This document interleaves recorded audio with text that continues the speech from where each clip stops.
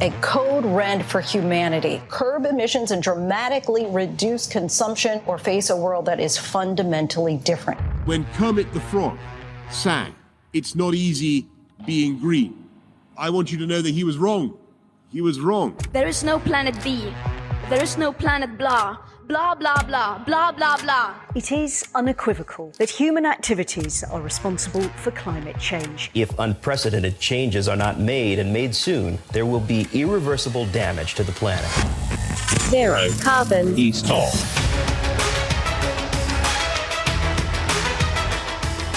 Hello and welcome to Zero Carbonista, Series 3, The Sky's the Limit. I'm Ian Collins and this is the UK's #1 environment-based podcast. Another week of top politicians flying around the globe from Rwanda to the G7, then on to NATO in Madrid. Lots of very important matters on the agenda. Didn't see or hear many things that pertain to green issues. There's only one man to ask. That is the green entrepreneur and environmentalist Dale Vince. Morning, Dale. Yeah, morning, Ian. I think what you just described there was more a case of Boris Johnson escaping what's going on at home, taking anything he can find abroad. Yeah. It looked like a stag do, didn't it, that they were on, when there was the seven of them standing there tieless and looking all cash. And I thought, right, this is when we get the big environmental announcements. Nothing. Nah, nothing. Zero zilch. Although, some interesting stuff like from the Climate Change Committee this week. I don't know if it's in the running order for today. And obviously our plans to ditch environment protections for habitats. EU doing some big things. Yeah, I'm sure we will. So, there's news, just not good news. Yeah. Well, here's some really bad news if you like fish and chips. This clearly doesn't affect you, Dale, because price of fish and chips are going to soar because of offshore wind. It's those pesky windmills in the sea. Yeah. Listen, I think this is bollocks, actually. Excuse me for that. I think that's an official nautical term, actually. Yeah, maybe it is. Yeah, it is now, right? It is on this show. So, what actually offshore wind farms do is create habitats for fish, right? Which is a good thing. And fish currently is, in serious decline. Fish stocks are in decline because, we're catching too many of them and destroying their habitats with bottom trawling, just destroying the seabed to hoover up all the marine life down there. And so offshore wind farms are actually doing a good job because they're providing havens for fish, which gives fish stocks a chance to come back. There's that, isn't there? And of course, I suppose the other factor on this, like you give a toss whether people aren't eating fish and chips. Well, I guess there is that. But, the fishing industry has suffered a terrible blow from Brexit as well, hasn't it? Let's talk about that sometime as well. It's kind of funny because that was meant to be the sort of symbolic, our shores, our borders, our territory. Is that word bollock again? Yeah. It's absolutely, and I think that the optics of that sold to some people because it made sense. Right, this is clearly a markation around our country. These are our waters. Yes, Farage in a trawler down the Thames. I remember that optic. Yeah, do you remember that? The Freedom Fleet or whatever they were called, I don't know. Yeah. But farming has taken a hit as well. That was also meant to have, done well out of Brexit, but hasn't. And our exports to the EU, I saw a report this week, are down 14% due to Brexit. Madness. It's all going well, isn't it? Madness. And the most interesting thing, and this can't be said enough, is that the bloke in charge, Mr. Johnson, probably isn't really a Brexiteer anyway. So it's just curious. He's a Johnson tier, isn't he? A Johnson tier. Whatever's good for Johnson. It's just a very strange disposition to go, right, what I'm going to do in order to get in office, I'm going to sell something I genuinely don't believe in. Yes. And it's going to be really disruptive. Even if it's okay in 20 years, right? For a long time, it's going to be disruptive. Yeah, I just don't think he cares. Don't give a shit, does he? What happens to other people? As long as somebody buys his gold wallpaper and his 150 grand treehouse for his toddler, Well, he can. He is busy scrapping EU laws, so there is that, like environmental laws that protect special habitats. Yeah, amazing.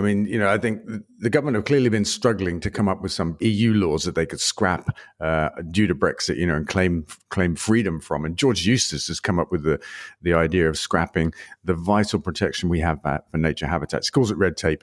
Yeah. He says it's ineffective, gets in the way, and we're going to scrap it. And oh my God, you don't need a better example of this government than that, or the contrast between us and that good old sensible place, the EU, that we left. Because at the same time, in the same week, the EU are talking about the zero pollution target and how they're going to ban pesticides, half the use of pesticides by 2030, and pesticides are linked to cancer. And they put out a report saying 10% of all cancers come from pollution, including pesticides. And, the EU are clamping down on all this toxic stuff in the environment, and we're pulling the other way. It's kind of strange, isn't it? I mean, there's a bit of you that hopes that somewhere along the line, the law will just get transferred to this country and they'll readopt it, but under their own banner. But what they want, of course, they want the headline that we have ditched an EU law. Yeah, it's become about politics now, and ideology, and reality and truthfulness. They've gone out the window. I mean, it's just perverse to claim that ditching protection for wildlife is good for wildlife, right? But that's where we are. Yeah, the ferrets love that kind of shit, don't they? It's like, just wreck my house, thank you. There'll be many more of us if you do that.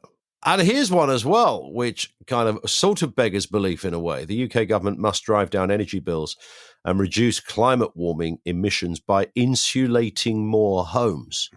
There's a much maligned protest group that has been saying that for quite a while. Yeah, agreed. Yeah, insulate Britain. And it's common sense. And this is the Climate Change Committee, I think, talking about this week and saying how the government have cost everybody 40 quid a year by scrapping some of the insulation programs that did exist, and how actually it's crazy that the house builders are still being allowed to build new homes right now that will need retrofitting.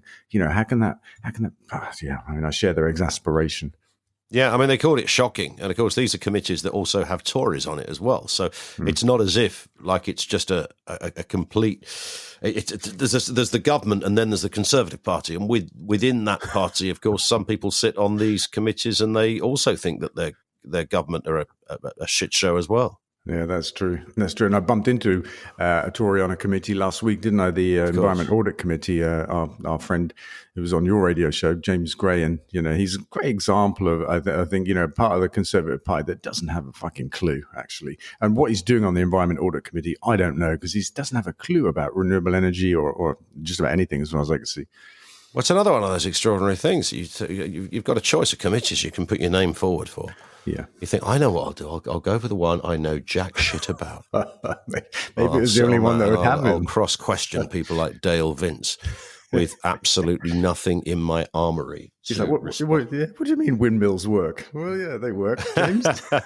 They've been working for a long time. That was a beauty. Harry on Twitter says, love the new Forest Green Sea Shepherd kit. When will they be back in stock? I think they sold out in minutes, Dale, didn't they? Apparently, yeah. Back in stock in October, I'm told, which is, a bit too far away. But they've just been massively popular, which is a kind of good problem to have, I suppose, but not if you're trying to buy one. So apologies for that, but we're on it. What's special about this kit for those who don't know?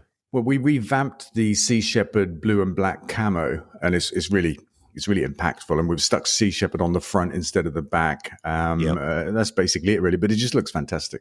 Does that have to go to the FA for approval? Not that I'm aware of. If it does, then we haven't. I wonder how that works, because, I mean, you could come on in all manner of illuminating shades and colours, couldn't you? Yeah. What we don't want is any kind of colour police, right? But we don't have that for shirts. There are rules in terms of where you put your badge and your sponsors and how many you can have and that kind of stuff. But I haven't seen any colour. Can you have different coloured socks? I think you can. I think you can do what you like. Back in the National League, we weren't allowed to wear black. I remember that. But no such restriction exists in the EFL. Was there a reason for that? I think it's because refs wear black, But they don't always, but defender mixed up with the referee. It's the National League. It's a little bit behind the curve, I would say. Yeah. You mentioned this a second ago, pollution causing 10% of Europe's cancer cases. I mean, let's just embroider a little bit more on that, because that shouldn't be anything really that's that surprising, right? No, that's right. I mean, we've known that pollution causes cancer for long enough, but what they did was a big study to kind of pinpoint those sources of pollution. We're talking about air pollution from traffic, indoor air pollution. Radon was in there as well, which is a natural form of pollution, but we can do something about it. And pesticides, we've known that for so long. I mean, pesticides, right, they kill insects, but we can eat that with our food. That's okay. Yeah, come on, it can't be, can it? Yeah. But the EU, I mean, I love that place. I wish we hadn't left, because they're going to halve the use of pesticides by 2030. That's a proper ambitious plan. And they've got a zero pollution plan. Air, land and water, zero pollution. I mean, that's fantastic. That's a vision of the future, that is. Yeah, well, Jacob Rees-Mogg can take it and rip it up, can't he? Because he likes that. Yeah, and talk about freedom to die. Loves a bonfire the rules. Yeah, bless him. We don't want the rules. But, it does, I suppose the Johnson government are doing that classic thing, aren't they, of this pie chart of the different parts of the electorate that they have to appeal to. And this section, the kind of, even I know loads of people that voted for Brexit that didn't do so for these kind of reasons. Yeah. Had never thought for 1 second it would be about like ripping up the environment and not adopting, obvious rules and regulations. Yeah, the things that keep us safe, right, and healthy. Yeah. I think the total cost of cancer in Europe was 170 billion a year or something like that. Wow. 3 million new patients and 1 million deaths every year. I mean, cancer's a big killer, right? But mostly it's driven by modern stuff, pollution. Deanna on Facebook says, I'm Scottish and a proud Ecotricity customer, and I want to show off that I'm with you. I know the Green Union flag is your trademark, but can you do some materials for us Scots? It's an interesting question. I'm trying to think of there aren't many possibilities with the Scottish flag, are there? But the Union flag has the Scottish flag in it, doesn't it? So It does. It's true. It does. So it's there already. Yeah. We didn't forget Scotland. But we could easily make the Scottish flag green with a white cross. Well, I guess so. Yeah, you have to check your encyclopedia of flags though, because that might be something weird. Could be a flag of a weird cult or something. I don't know. We could make it so. Well, we could make it so. Yeah, I mean there is that option as well. It's interesting that Graham on LinkedIn says, Reg, you've just invested in mushroom packaging company. How do I get my business idea in front of you? Well, let's pick up on the first point. A mushroom packaging company. Yeah, so this it began about a year ago, I think, but it's a company that make an alternative to polystyrene packaging from mushrooms, and they actually grow it to shape. If you imagine a shaped piece of polystyrene in a box that's delivering you something, they can grow these mushrooms to that shape. Wow. And it's obviously completely compostable, benign on the environment and that kind of stuff. It's an amazing idea actually, and they've got some fairly big companies like just sticking their toe in the water. They've got some big names taking small amounts at the moment, but big plans. And it just looked to me like something worthwhile to help along, because packaging is a big part of the problem that we have to deal with. Yeah. Graham's other question, how do I get my business idea in front of you? Well, it depends what it is. I think we need some information on that. That's a good question. I mean, I don't want to invite all kinds of contact. I'm already overwhelmed email-wise, but most people email me or email Ecotricity. DMing on social media can often work as well. So, lots of different ways. I could give my email address out, but I'm a bit loath to. But, anyway, actually, you could guess it. It's my name. Yeah, you'd work Dale.vince@ecotricity.com. There you go, you done it. I'll give it away now, yeah. For the new kind of Dale's Den, not Dragon's Den, Dale's Den of ideas. Yeah, the Green Dragon's Den. We toyed with the idea of making that show, actually, because I remember you saying. Yeah, the Dragon's Den, from my perspective, is everything that's wrong with business, right? It's about personal greed. It's about using other people, taking their ideas, owning them. It's not about helping people. So a Green Dragon's Den would all be about helping people, about looking at people's business ideas, giving them advice, giving them assistance, and not for personal gain. I wonder why that's not been pursued. Because it's just wrong. Everybody on the panel there, right, is a successful business person, probably with millions of pounds, right? So why do they need more? I always find that strange, yeah. Yeah, it's greed. It's just greed. Yeah, it's kind of. I think the contract that you sign after the TV cameras are turned off looks a little different to the one that appears on the telly. Yeah, I get this. I don't think anything's legally binding either during the recording. So I'm sure some of them just go by the wayside. Yeah. Here's a story stateside. The U.S. Supreme Court has limited the power of America's top environmental regulator to cut greenhouse gas emissions in a landmark ruling that deals a blow to climate action. What the hell is that all about? Yeah, I think this is the country that large chunks of the Conservative Party want to create here. You've got a Supreme Court that's been stacked with right-wing nuts by Donald Trump, who's probably about to be, jailed, I think, for his part in the insurrection on Capitol Hill. And, they've just taken an axe to Wade versus Roe, that, landmark abortion decision in America. And now they're taking an axe to the EPA's ability to restrict the emissions from coal-fired power stations, the actual biggest polluting villain in the energy sector. And the EPA, and therefore Biden, will be powerless to reduce emissions of America. Well, I mean, what is going on? Yeah. Well, I mean, the case brought by 19 Republican-leaning states and fossil fuel interests. Led by West Virginia. It's interesting when you go down to, I've seen a couple of news pieces where they've spoken to sort of farmers in West Virginia and Texas and the like, and their journey into understanding climate and environmental issues is sort of where ours was in about 1963. There's no sentences they can utter to even acknowledge or understand it. They don't. This is just business as usual. Not even in the same century, right? Correct. Interesting. Yeah.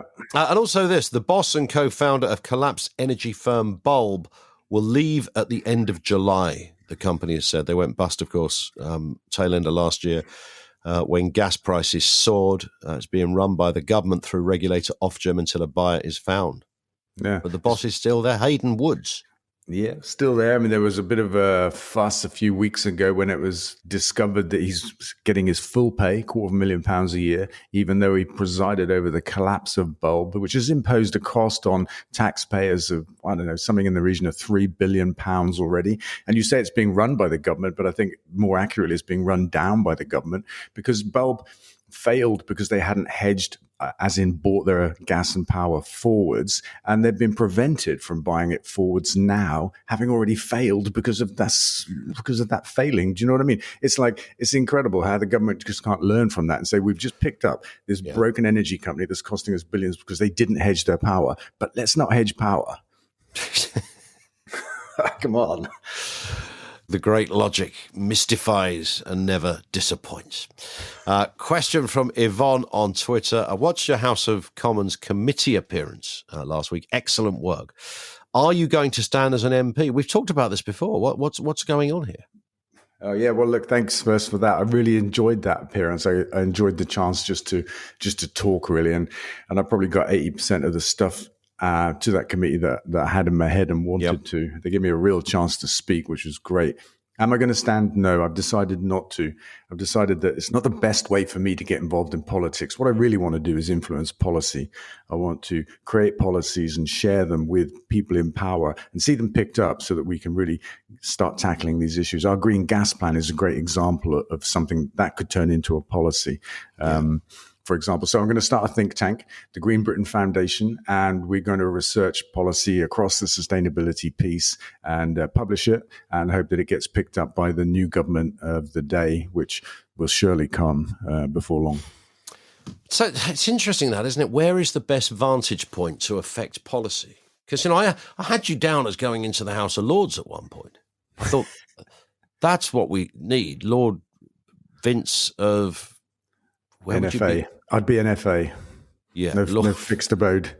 Lord Vince of no fixed abode. That'd be perfect. You're then a very small fish, aren't you, in a very big pond?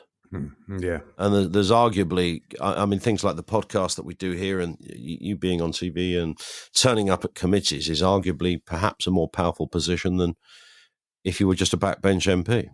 Yeah, and there are a couple of things that have been pointed out to me along the way while I was considering this, firstly, getting anything done as an MP is really difficult, really tedious. Years. Yeah, absolutely. And secondly, once you're in that world, then it all becomes partisan. You're in one party or the other, and that's how you're seen to be, on one side of a big argument all of the time. So selling Ecotricity was about clearing the decks of apparent conflicts of interest so that people couldn't point and say, yeah, well, he would say that, wouldn't he? Because he's going to make money from it. And I think not being in a party as an MP would probably assist in the same kind of way. It's a chance to be slightly more neutral. Yeah. And as you say, platform through the media to communicate with people. That's a powerful thing, actually. And I'd probably get more of that than your average MP now anyway. So I think so. Yeah. And last thing, right? Over the years we've been doing this, we've come up with some great ideas and we've pursued them and we've delivered them and showed that they work. And I think that's that's a really great way to bring change. Yeah, I think you'd be working with one hand tied behind your back all the time if you were down there at Westminster. Yeah. And one leg as well. So yeah, and that's just like a Tory shindig, right? Because they like that kind of stuff. That's very true, yeah. That's just Especially a night out in a special club. Yeah, well, one guy's just resigned, hasn't he? We didn't mention that. Who had the kind of Sid James name of Mr. Pincher. It's like so funny. Correct. Mr. Pincher. Really? That's so funny. Dale, have a good week. We'll speak next week. Yeah, thanks, Ian. And that's it for this episode. Don't forget, of course, to follow the podcast from your podcast provider so that you get each new episode automatically. Leave a review there as well. And do follow Dale on social media, twitter.com/DaleVince, facebook.com/DaleVince.